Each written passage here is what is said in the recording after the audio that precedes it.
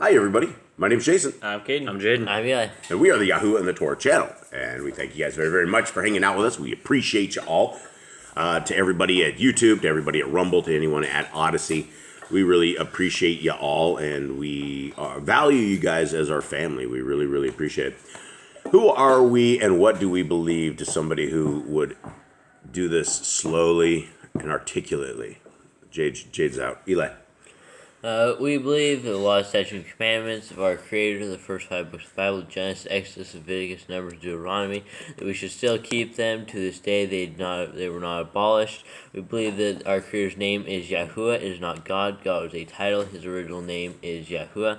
And we believe that His Son is Yahoshua. His name is not Jesus. There were no J's in Hebrew. His name is Yahoshua, and we believe that He died on the stake for our sins. All right, that works. It's a first day. Does anybody have a joke? Oh, you got one, Jubs? Yes. All right, let's do it. What do you call a fish with a bow tie?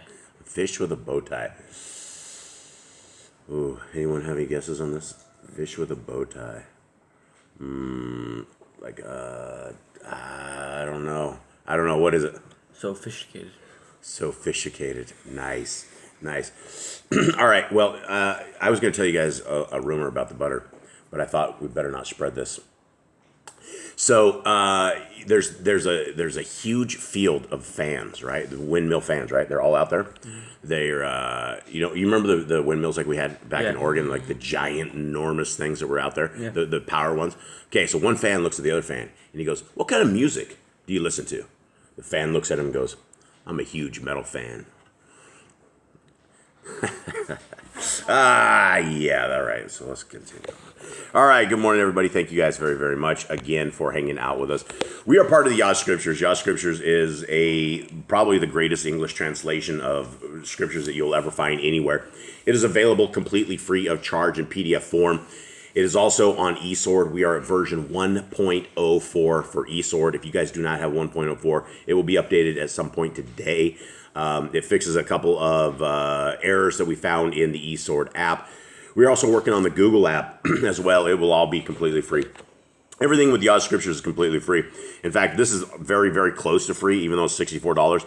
The cost on this thing is like $32, and it is almost a 3-inch spine. It is large print, 103 books. You will never find another large print book of this magnitude that carries all of these books. It is a treasure. It is one of these books that when they come in, we are definitely as a family going to get some ourselves.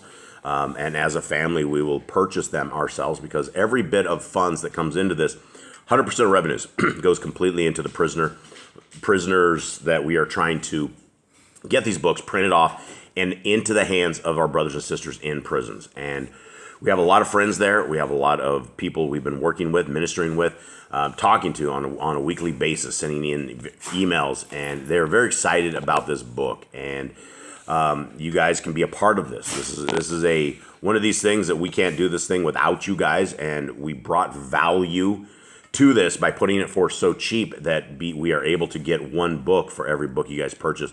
So these books will be available at the end of February, March. They are on their way from India right now. They're being printed up. Hopefully we will be getting a proof at some point soon. I don't know when that will be, probably inside of a month or so. And once we have this proof, then we will put it on film and show you guys exactly what this amazing scriptures looks like. And if you guys want to download this is absolutely, again, free of charge. It's the PDF, Yah Scriptures, and it's just a really, really good read. And so this is what we were reading right here. And prior to this, anyone give me a quick recap, and then I'm going to do a little basic recap because today it deals with Gideon's kids. All right, so let's go to a couple chapters back. Gideon, he gets told that by Yahuwah to free his people. He ends up going destroying idols and stuff. They end up naming Yerubbaal, and that's a pagan name. And he ends up testing Yah and asking him to show him signs. He ends up showing him signs. He gets a whole bunch of people, about 30,000 people. He ends up weaning it down to 300 people, and they go torches, ram's horn, and clay jars. And they break the jars and blow the ram's horns, kill all the people of Midian. They go and slay them. Gideon tells his son to slay the king. He's a really young kid. The kid didn't do it, and Gideon went and did it himself. And they went and got like 300 gold rings, I think. I don't remember how many gold rings. There's a lot of gold rings. Of gold rings. A lot of gold rings. And they ended up, he made into a shoulder garment. All the people ended up worshiping him after he died. And so he is dead, and the people have gone back into sin. All right, and so let's take a quick recap of Gideon's kids. You guys remember how many kids he had? 70. 70 sons. Okay, and only one of them was born of a concubine. And his concubine who was in Shechem also bore. I'm reading from 31 of last chapter. Because this is something that we all need to understand who this guy is, Abimelech. And so we have basically, 69 kids that are born from, what they would call legitimate or something, or then, I don't know if it's legitimate, but I don't know how it would be legitimate having 70 kids with that many wives, honestly. But he had, for whatever reason, this one was different, right? And so it talks simply about Abimelech right here. And so let's go into chapter 9 and let's read all about this. Everyone ready? Mm-hmm. Okay. It's good to see you have scriptures with me, Kane. Appreciate that, buddy. Eli? There's a moment of silence. That's Eli without a Bible, everybody. He done it again. It's another day. Eli, go grab a Bible, please, so I don't have to, crack you over the skull during this. That's right. Eli's taking one. Taking one over the skull. All right, here we go. Chapter 9. And Abimelech, son of Jerubbaal, went to Shechem, to his mother's brothers, and spoke with them and all the clan of the house of his mother's father, saying, Please speak in the hearing of all the masters of Shechem. Which is better for you, that 70 men, all the sons of Jerubbaal, rule over you, or that one man rule over you? And you shall remember that I am your own flesh and blood. And his mother's brothers spoke all these words concerning him in the hearing of all the masters of Shechem. And their heart inclined towards Abimelech, for they said, He is our brother. Okay, who is this? Who is he dealing with right here? The people of his mother's sons? People, his mother's family, right? He's not dealing with all of Gideon's kids. He's dealing with basically this one kid of Gideon's split off and went to his family, the concubine's woman's family. 4. And they gave him 70 pieces of silver from the house of Baal Berith, with which Abimelech hired worthless and reckless men, and they followed him. And he went to his father's house at Ophrah, and slew his brothers, the 70 sons of Jerubbaal, on one stone. But Jotham, the youngest son of Jerubbaal, was left because he hid himself. And all the masters of Shechem gathered together, and all of Beth Millo, and they went and made Abimelech sovereign beside the terebinth tree at the post that was in Shechem. And they informed Jotham, and he went and stood on top of Mount Gerizim, and lifted his voice and cried out and said to them, Hear me, you masters of Shechem, and let Elohim hear you. The trees went forth to anoint a sovereign over them. And they said to the olive tree, Reign over us. And the olive tree said to them, Shall I leave my oil, with which they esteem my mighty ones and men, and go sway over trees? Then the tree said to the fig tree, Come, reign over us. And the fig tree said to them, Shall I leave my sweetness and my good fruit, and go to sway over trees? Then the trees said to the vine, Come, reign over us. And the vine said to them, Shall I leave my new wine, which rejoices mighty ones and men, and go to sway over trees? What does that mean, rejoices mighty ones? Are we talking what are we talking about? Are we talking like the mighty ones? Are we talking like false idols? I don't think so, because the idols aren't drinking wine, and they're not getting drunk. So well, the olive tree said the same thing, the olive tree said, which they esteem mighty ones and men. I don't know what this dude is talking about here. I don't know. Okay. I mean, it does say men afterwards, so maybe that is I don't know. Idols. Yeah, I think the dude's dad's name was Jerubbaal, so I don't know. And the vine said to them, Shall I leave my new wine, which rejoices mighty ones and men, and go to sway over trees? Then all the trees said to the bramble, Come, reign over us. And the bramble said to the trees, If in truth you anoint me as sovereign over you, come, take shelter in my shade. But if not, let fire come out of the bramble and devour the cedars of Lebanon. And now, if you have acted in truth and integrity, in appointing Abimelech to reign, and if you have acted well with Jerubbaal and his house, and have done to him as his hands did to you, for my father fought for you and risked his life, and delivered you out of the hand of Midian. But you have risen up against my father's house today, and slew his 70 sons on one stone, and appointed Abimelech, the son of his female servant, to reign over the masters of Shechem, because he is your brother. If then you have acted in truth and integrity with Jerubbaal, and with his house this day, Then rejoice in Abimelech, and let him rejoice in you. What do you guys think about this whole, they killed him on one stone? I mean, what they do probably you- just lined them up and just kept like. Or they use like one knife and one knife. Like, Are you talking beheadings, or do they lay them on the stone and stab It them? sounds almost like a human sacrifice type thing. You know, they put them on like an altar and they kill them. It did sound kind of like that, didn't it? Yeah, and they just gotta line them up. And this is his family, right? This killing these. This dude is his brother, so this is But who's a stepbrother. Killing all the guys. That's his. Well, family. so that's what they said, that he went and hired all this money, right? So he Right. went to his mother's brothers, or went to his mother's family, and he uncle said, and cousins. and he said to them, "Would you rather have the 70 men, which were all Gideon's side, right? This woman had nothing to do with Gideon's side of the family, Right. So he went to that family, hired. They gave him 70 pieces of silver, went and hired all those people, the reckless and ruthless men, and they went and they lined up 70 brothers. Now, how many men do you think that would take to line up? I mean, these guys That's a lot. I mean, if they're Gideon's all, kids had to be tough, yeah, right? they're all fighters like him. They would take a lot of people to kill him. That was like that's 70 people. You know, you have to have 2 or 3 people per person, I think. And to get them lined up on the stone, you're going to have to bind them, right? You're gonna have to capture them and then execute them. It is not, this is different than going out to war and they killed like all these people right here. This is a killing, a straight up killing. And like you said, Jade, maybe a sacrifice. I mean, I don't know what the stone is all about, but it just sounds grim. Okay, let's continue on. 20.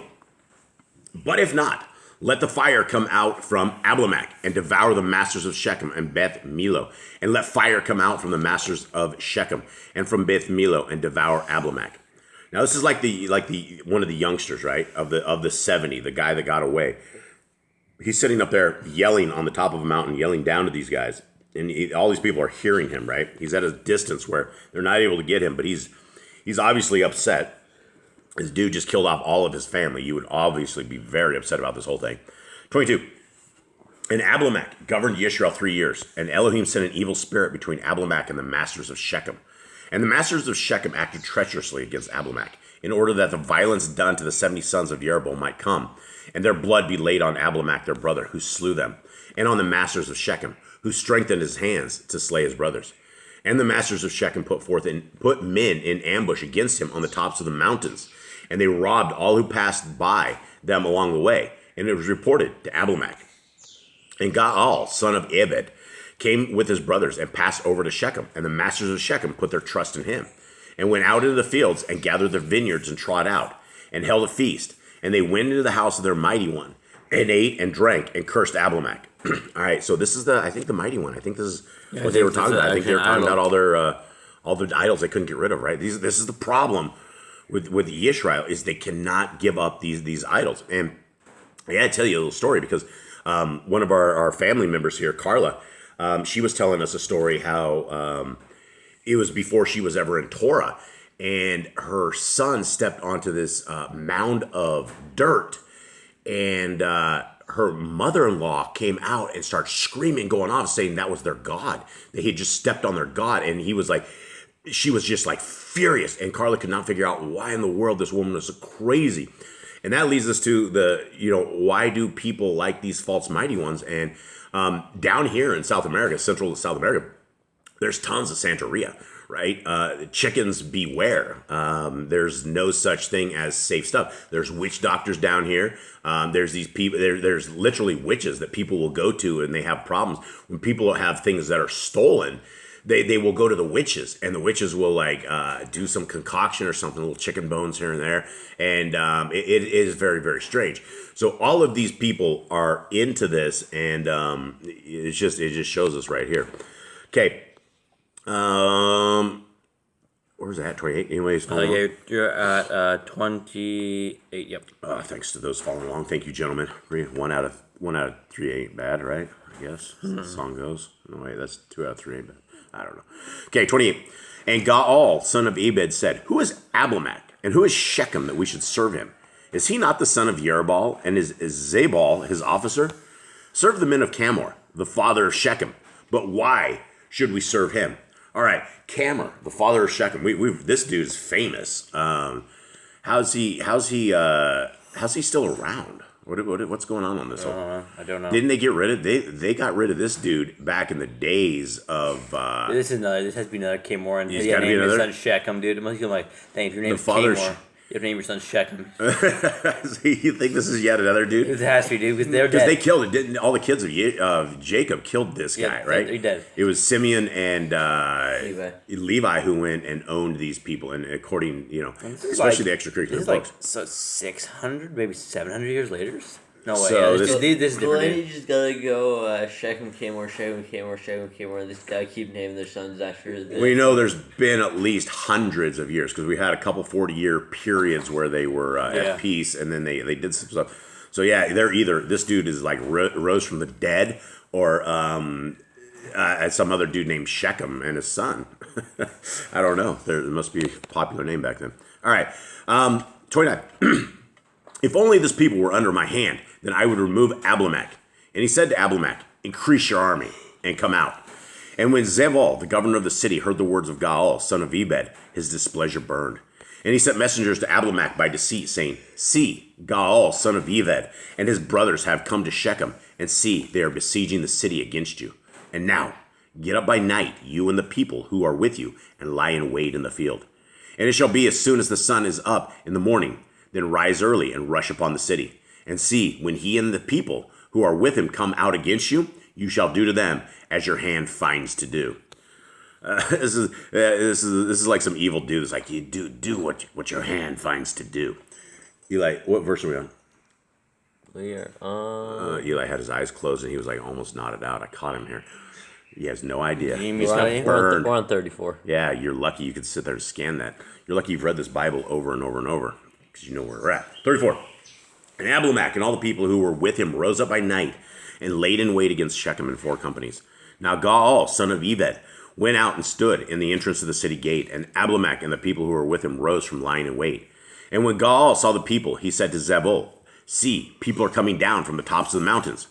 But Zebul said to him, you are seeing the shadows of the mountains like men. And Gaal spoke again and said, see, people are coming down from the high part of the land, and another company is coming from the diviner's terebinth tree. And Zebul said to him, now where is your mouth with which you said, who is Abimelech, that we should serve him?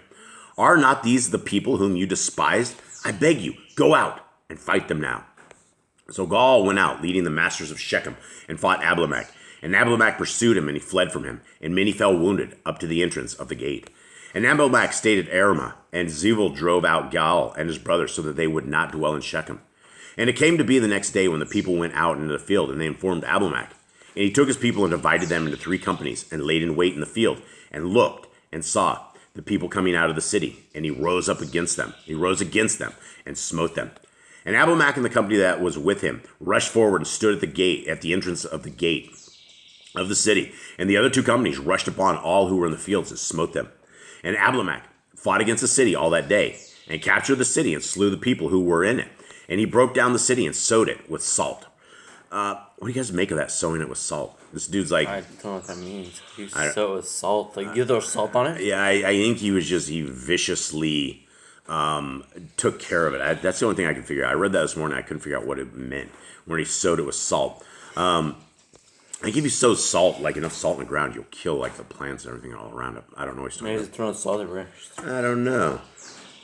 And that wouldn't make a lot of sense. I don't know, break down the city and soak with salt. Maybe like Salt on the wounds. salt. Yeah, maybe. Something of the sort. Maybe it's more like a metaphor thing. It could be. 46. And all the masters of the tower of Shechem had heard that, and entered the stronghold of the house of El Berith.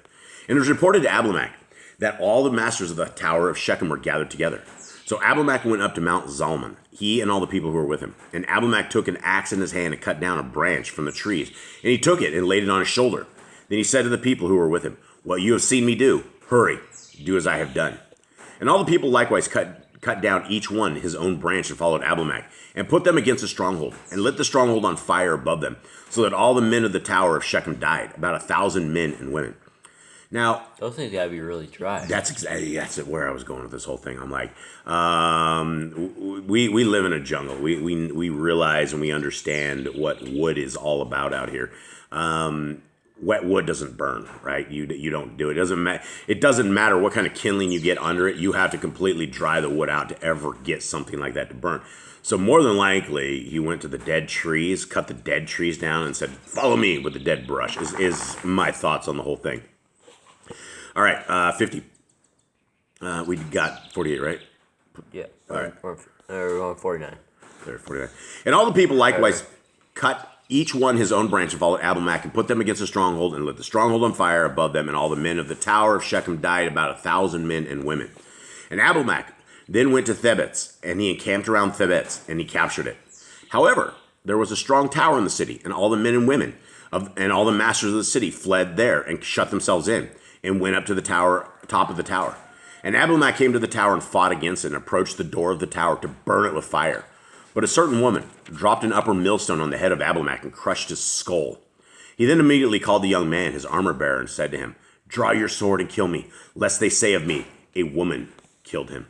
And his young man thrust him through, and he died. And when the men of Yisrael saw that Abimelech was dead, each one went to his own place. Thus did Elohim repay the evil of Abimelech, which he had done to his father to slay his 70 brothers, and all the evil of the men of Shechem. Elohim turned back on their own heads, and the curse of Jotham, son of Yerubbal, came on them. All right, boys, Alrighty, that's the end of him, that's the end. He got killed in like a strange way. Surprised he didn't die. How I guess the tower made him higher, maybe millstone wasn't heavy, but it landed on his head. He should have probably died. But Yeah, that's not going to be pleasant. he Doesn't matter if it's a rock or it matters if it's a giant millstone. Something cracks you in the skull from above. it's kind of honor thing where it's like I can't lose to a girl.